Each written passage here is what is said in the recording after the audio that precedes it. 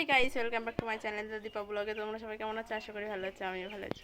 তো আজকে হচ্ছে 10 তারিখ, আজকে ভোট। সবাই কাদের কাদের এলাকায় ভোট সেটা জানি না, আমাদের এখানে তো ভোট বাগদা ব্লগের মধ্যে। তো আমি যাচ্ছি এখন ভোট দিতে। গাইস আমি বড় হয়ে গেছি, আমার ভোট হয়ে গেছে। তো চলো আমি মা সবাই ভোট দিতে যাচ্ছি।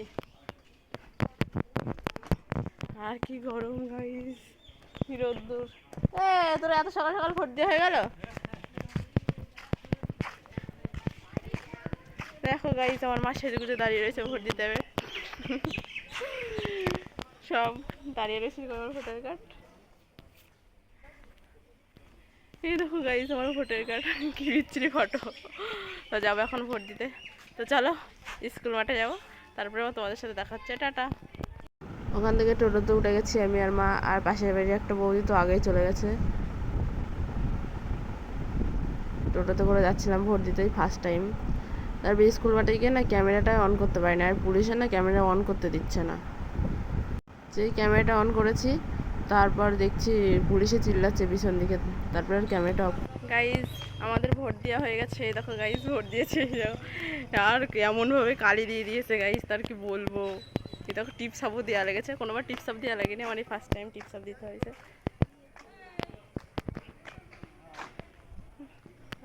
আর টোটোতে যাবো, আসো আমি এখান থেকে উঠছি।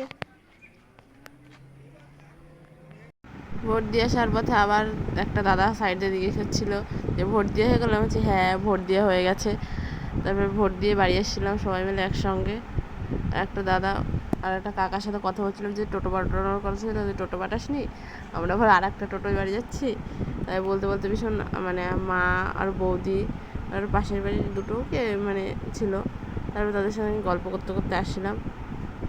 আর আমাদের পাড়ার থেকে সবার ভর্তি হয়ে গেছে, মানে আমরাই মনে হয় লাস্টে গেছি ভোট দিতে।